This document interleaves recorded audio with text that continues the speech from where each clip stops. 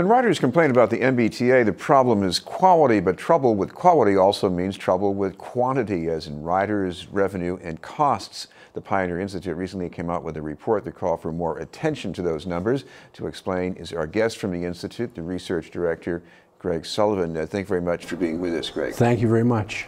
First of all, talk about the ball that you want everybody's eyes to be on here, and I guess this is about getting more money and getting more people to ride. Yeah, the MBTA management under Governor Charlie Baker has really been overhauled from top to bottom, and they brought in some very sophisticated and I think very talented people to try to rehab the T as one of their top priorities for Governor Baker. And we're pointing out in this report that a key element of this is to increase ridership on the MBTA. The administration has done a lot so far on cost savings. They've reduced overtime, sick time. They've made personnel reductions by attrition where it was opportunities. They changed the cash collection system. They changed the repair part system. They've been going through a very sophisticated way, I think. But one of the prevailing problems is that people are not riding public transportation as much as they used to. Well, looking at your figures in this report here, the riders, they look pretty good on, the things like the red and the orange line, population's growing, the economy's in the upswing. But how can you explain that at the same time you've got these drops in these other parts of the T? Yeah, well, that's a great question. The red line is kind of the hero of the T from a management point of view, because ridership on the red, orange, and blue line, the heavy rail line they're called, is up by 50 million passengers a year over the last 10 years. And these are lines that have all these breakdowns, at least the red and the orange. They have chronic problems with breakdowns having to do with signals. The MBTA is looking very closely at a major initiative that's going to allow a big improvement in service on the red line and on the orange and blue line that they're looking at. That's very promising. But anyway, the red line, the heavy rail lines, have been the ones who've had ridership increases. But all of the other lines combined, which is buses, the green line, the light rail, the trolley services, and ferry services, cumulatively, the ridership is down. It's very pronounced on the green line. Here we are at the great Boston University, and the green line is right in the heart of Boston University. But amazingly, over the last 10 years, ridership has declined on the green line by 20 million paying passengers a year. That's a lot of money. That's a lot of money and a lot of drop in service. It's astounding. One of the things that the T is looking at is the extent to which this has to do with people not paying for rides. There actually may be many more passengers on those green line trolleys than are accounted for by the fare box.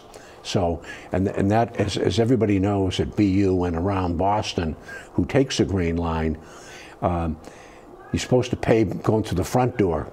But if they actually tried to do that, it would completely paralyze the system, because people get on and off using the back door, which doesn't have a fare collector. So it's a problem, and they're trying to address that. We're talking with Greg Sullivan from Pioneer Institute. Is there a way to do that? Because I've ridden those trolleys plenty of times, and I've encountered that same problem. I wanted to pay and go in the front door. People are all bunched up, and you've got this sort of a vacuum somewhere in the middle, and that's where you go in. Yes, this is an issue that's vexed the MBTA for many years, and it's been getting worse. Some other jurisdictions, they have an honor pay system where they have these auditing functions where you get fined if you don't pay. So, but it's very tough. In some cases, very tough to pay, especially if you're taking the green line, and a string of cars comes up, passenger cars comes up. You're going to enter through the back door, and how is the operator going to collect from that person? If they actually required everybody to go all the way up through the front, through the crowd, standing room only, and out the front door while the paying people come in, it would slow the system down and slow the service down, resulting in more compression of the ridership. So this is a problem that the T's trying to fix, and we've been working on very, very hard over the last year. What about commuter rail? I mean, again, we have this regional growth in population. I'm sure there are more people going to work these days, and that's lagging. Is it all those breakdowns in those commuter lines that we've been hearing about? The commuter rail system for the MBTA has had a drop of 20% in ridership since 1992. We're the only major commuter rail system in the country that's had a decline in ridership in recent years. A lot of it, I think, has to do with the fact that fares went up, and it's very price sensitive. That's both for the fares and for parking have gone up, very price sensitive. But also, I think a lot of it has to do with reliability problems. I take the commuter rail every day from the Franklin branch from Norwood into Boston. And a lot of times that train is late. And it makes it tough because you almost have to take a much earlier run every day in order to get to work, to be assured that you're going to get to work on time.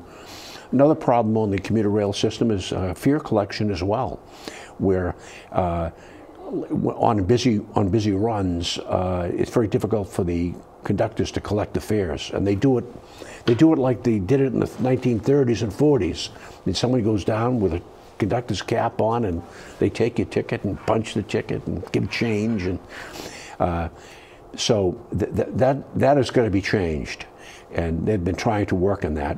They've actually done a very, very good job. The T did a very good job under Governor Patrick, where they instituted a great app that was the first of its kind in the country. It's been very, very successful, but not everybody uses it, and they haven't quite figured it out yet.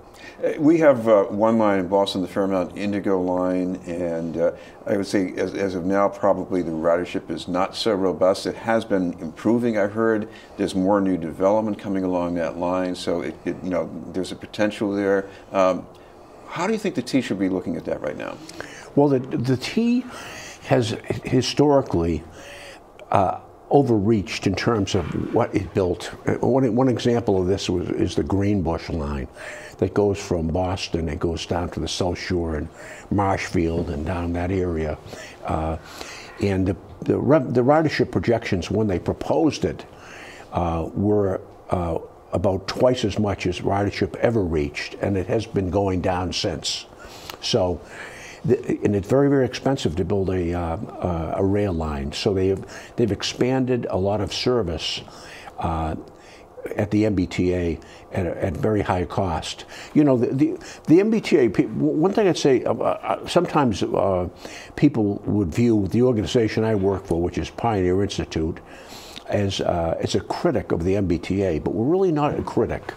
I would say we're analysts of the T and very big proponents of the T, and that people should appreciate the fact that the MBTA system is really a great system in comparison to the rest of the country.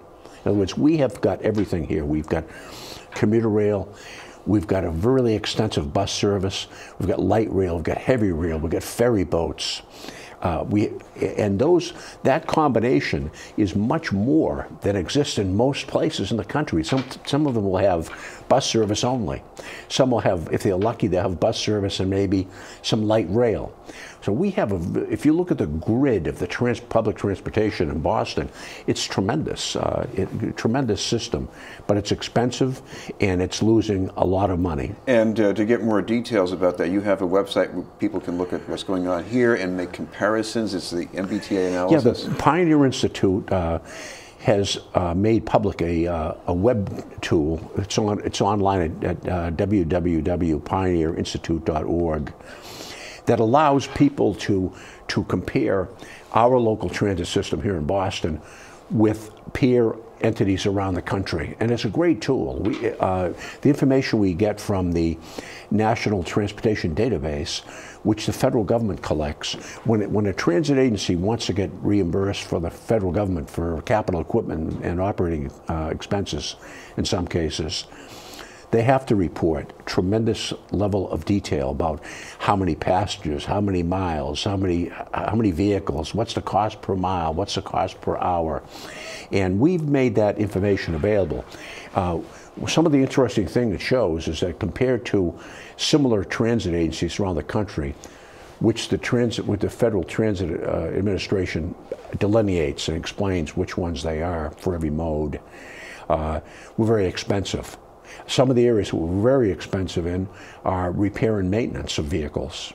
And one of the things that the administration under Governor Baker has been looking at is the possibility of putting out the repair of buses to private companies. So there are a lot of big business in the United States and even locally to take care of commercial vehicles, maintain commercial vehicles. Is the issue there cost effectiveness, or is it that you have so much that's broken down and old and needs to be fixed?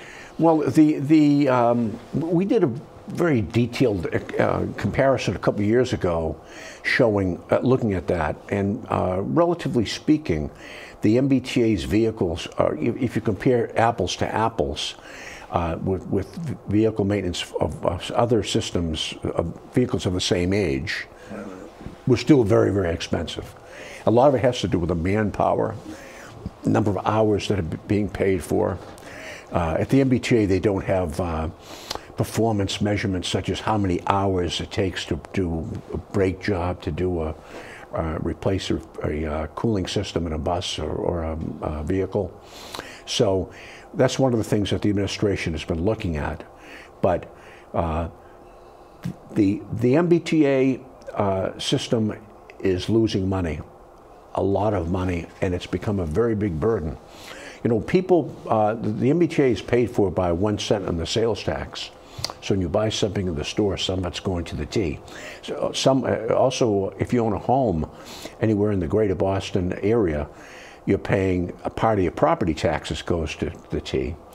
And then the legislature just gives cash to make up the difference. So that number's been growing, and it's really become untenable for the state. So they're trying to fix it. And I think they've been doing a very, very good job, in my opinion, over the last year, doing a big, very highly professional, highly competent job over there.